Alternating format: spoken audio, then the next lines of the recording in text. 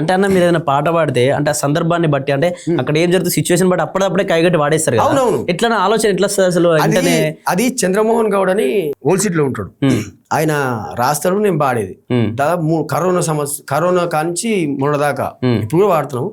ఆయన రాయడం నేను పాడడం, ఆయన రాయడం నేను పాడు, కొన్ని అక్షరాలు దాన్ని కలపడం, అట్లా అట్లా అట్లా అట్లా. అంత ముందు కూడా నేను రాసేది. గోరెటెంకన్న పాటలు అంటే చాలా ఇష్టం ఉంటాయి, గద్దరన్న పాటలు అంటే చాలా ఇష్టం ఉంటాయి. స్పాట్నెస్ కొట్టే ఒరి కుక్కల కొడుకో మా డొక్కల బాధ ఏమి తెలుసు, కుక్క డొక్క ఇది బాగుందే అని చెప్పేసి అట్లా అట్లా అట్లా అట్లా అట్లా అట్లా రాయడం నేర్చుకున్నా. నిన్న డంపింగ్ యార్డ్ ఉద్యమం జరిగింది. ఇమ్మీడియట్ గా పాట కావాలని చెప్పేసి అడే వేరే పాట పాడొద్దా, ఏది మనం ఎర్ర జెండనో లేకపోతే ఇంకేదో అది పాడే పరిస్థితి లేదు. అందుకని ఇలా మరి ఇంకో విషయం, ఈ డంపింగ్ యార్డ్ మీద ఎవడో చేసిన పాపం మనకు తగులుతుంది. హైదరాబాద్ చెత్తంతా తీసుకొచ్చి మా నెత్తి మీద పోస్తుంటే మీకు బాధ అనిపిస్తలేదా అనేది సీఎం రేవంత్ రెడ్డిని అడుగుతున్నాం, కేంద్ర ప్రభుత్వంలో మోడీని కూడా అడుగుతున్నాం. ఆడ ఉన్నటువంటి నా ప్రధాన డిమాండ్ ఏంటంటే ఆ ఏరియాలో చుట్టుముట్టు 8 కిలోమీటర్ల దూరం చెరువులు ఈ వాసనతో రోగాలు వస్తున్నాయి. ఇది వాస్తవం. చుట్టుముట్టున్న పనిచేస్తున్న కష్టజీవులు అయితే కష్టం చేస్తున్నారు, అర్ధాయిస్తూనే చచ్చిపోతున్నారు. అది జగమెరిగిన వాస్తవం. ఆ ఏరియాలో పనిచేసే పోలీస్ ఆఫీసర్లు, ఆ ఏరియాలో పనిచేసే గవర్నమెంట్ రెవెన్యూ అధికారులు, ఆ ఏరియాలో పనిచేసే మున్సిపల్ సిబ్బంది, మున్సిపల్ కమిషనర్ కానీ వీళ్ళందరూ నడువుడు మీద ధర్నా చేయాలి వీళ్ళు. ఎందుకంటే వాళ్ళు చదువుకొని జనానికి సేవ చేద్దామని వచ్చి ఈ రోగం బారిన పడి చచ్చిపోతే మీరు కూడా మాకు సపోర్ట్ చేయాలి. డంపింగ్ ఎత్తివేత కమిటీ అని ఒకటి పెట్టి సపోర్ట్ చేయాలి. అరెస్ట్ చేద్దాం వాళ్ళు చెప్పి మీరు కూడా బాధితులే కదా. అందుకని దాని మీద ఒక పాట రాయడం జరిగింది. ఎందుకంటే ఇంకో విషయం దీంట్లో నువ్వు ఇందాక అన్నట్టు నాకు నచ్చింది స్వామి అంటే ఈ డంపింగ్ యార్డ్ చెత్తగుట్ట ఎట్లా పెరుగుతుందో మరి స్మెల్ వచ్చినప్పుడు ఖచ్చితంగా తీసేయాలని పోరాటం జరగాలి కదా. కొన్ని కమిటీలు వచ్చినాయి, కొన్ని మధ్యలో పోయినాయి. ఆయన పోరాటం చేసి కోర్టు దాకా తీసుకుపోయిన ఆయన మళ్ళీ వెనక్కిపోయింది. ఎందుకు పోతున్నారు అంటే డబ్బులకు ఆశపడి.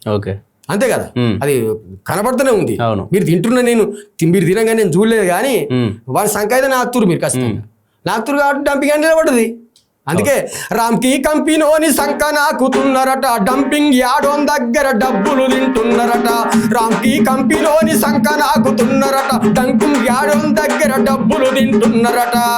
అరే సిగ్గు శరం ఉండాలే తీసుకునేటోళ్లకు, అరే సిగ్గు శరం ఉండాలే తీసుకునేటోళ్లకు, ఇంత బుద్ధైనా ఉండాలే గడ్డి తినేటోళ్లకు. రామ్కి కంపెనీని సంక నాకుతున్నారట, డంపింగ్ యార్డ్ దగ్గర డబ్బులు తింటున్నారట. అరే రోగాల పాలై రోజు చస్తుంటే, కంపు వాసనతోని రోజులెల్లదీస్తుంటే, అరే కడుపులోన పిండాలు కరిగిపోయే చూడండి, ఆ కడుపులోన పిండాలు కరిగిపోయే చూడండి. ప్రజల ఉసురు కలిగి మీరు నాశనమైపోతారు. రామ్కి కంపెనీని సంక నాకుతున్నారట, డంపింగ్ యార్డ్ దగ్గర డబ్బులు తింటున్నారట. ఈ పాట పాడగానే ఇంబటి 4-5 ఫోన్లు వచ్చినాయి తిన్నోళ్ళది కలిసి, తమ్ముడు నువ్వు సంకనాకుడు అది అన్నమాట. ఇది తక్కువ మాట, ఇది సోషల్ మీడియాలో తక్కువ మాట. వాళ్ళు బాడు కావాలి దేడు కావాలని తిడితే వేరే ఉండదని చెప్పేసి ఇట్లా తిడుతున్నారు. లోకల్ ముఖాలు చూసుకుంటాం కదా అని పరిస్థితి. ఎందుకంటే వీడు డబ్బులు తింటుండు కాబట్టి అది ఆగింది. నడిపులా చీమ కరిస్తే ఏం చేస్తామని నలిచేస్తాం. తేలు కనబడితే చెప్తాం కొడతాం, పాము కనబడితే కట్టితాం కొడతాం, పులి కనబడితే తుపాకి పట్టుకోవాలి. అంటే ఇది చెరువు నిండితే కట్ట తెగుతుంది. అట్లా చెరువు కట్టలేసి మీరు కట్టేసినట్టు తెగే చెరువు కట్టేసినట్టు ఇలా చెత్తగుట్టను గోల్కొండ మించిపోయింది కదా అది. అందుకని ఉధృతంగా చెత్త డంపింగ్ యార్డ్ ఎత్తివేత కమిటీ అని దాంట్లో నిన్న కూడా మేము పార్టిసిపేట్ చేయడం జరిగింది. అది పోయేదాకా మేము పోరాటంలో పార్టిసిపేట్ చేస్తూనే ఉంటాం. అక్కడ కూడా ఇప్పుడు కేటీఆర్ వస్తుంటే పాట పాడిరన్న, కేటీఆర్ డంపింగ్ యార్డ్కి వస్తుంటే ఆ పాట మస్తు వైరల్ అయింది. మొత్తం బీఆర్ఎస్ వాళ్ళు మొత్తం వాడుకురు సోషల్ మీడియాలో బాగా వాడుకున్నారు. అయితే దాంట్లో అంతైనా తెలియదు. సార్ వస్తుండో రన్న సార్ వస్తుండు మా జవహర్ నగర్ కు కేటీఆర్ వస్తుండు, సార్ వస్తుండో రన్న సార్ వస్తుండు మా జవహర్ నగర్ కు కేటీఆర్ వస్తుండు. డంపింగ్ యార్డు తీసేస్తాడట, రోడ్లన్నీ బాగు చేస్తాడట.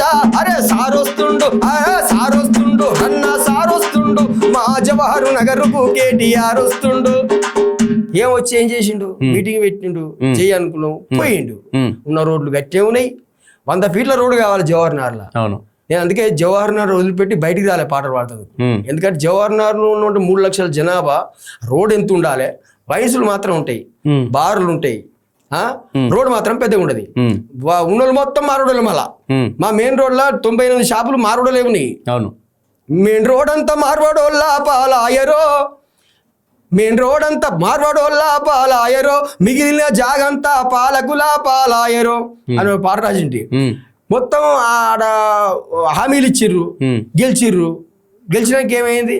ఏం కాదు. మల్లారెడ్డి ఉండు, మల్లారెడ్డి తెలుసుగా మీకు, ఉమ్, మంచి ఫేమస్ యాక్టర్ అని అన్నా, ఆయన ఏమన్నా అర్థం కాదు కానీ ఉమ్, సరే అంత జోకర్ గా చూస్తున్నారు ఆయన పాపం అని. ఉమ్, మంచోడే, ఉమ్, కానీ ఇంకోటి చేయనియాలి కదా. అవును. నేను మంచోడే, ఉమ్, నేను పాడుతున్నా, ఉమ్, కెమెరా తీసాను మంచిగా తీస్తే కానీ నేను వచ్చేది. అవును. ఉమ్, లేకపోతే ఎట్లా వస్తాను? బ్లర్ చేస్తే బ్లర్రే వస్తుంది చేతులకి. అవును. అందుకని ఆ జవహర్నగర్ లో ఉన్న మల్లారెడ్డి, నేను నా గుండెకాయ ఏం గుండెకాయ, నీ గుండెకాయ మీద మొత్తం హైదరాబాద్ చెత్తతో పోతుంటే నువ్వు ఏం చెప్తున్నావు ఉమ్, నాకు వచ్చాను. అబ్బబ్బా మా జవహరు నగరు, అబ్బబ్బా మా జవహరు నగరు, మా మంత్రి మల్లారెడ్డి గుండెకాయ బ్రదరు. అబ్బబ్బా మా జవహరు నగరు, మా మంత్రి మల్లారెడ్డి గుండెకాయ బ్రదరు. అబ్బబ్బా మా జవహరు నగరు.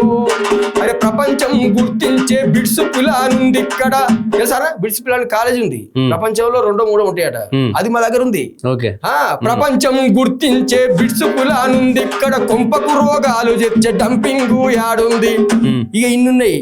ఆయన గుండెకాయ నిజంగానే కావచ్చు అని అందరూ అనుకుంటారు కానీ ఆయన కరెక్ట్ దృష్టి పెడితే డంపింగ్ యార్డ్ ఎగిరిపోతుంది కదా.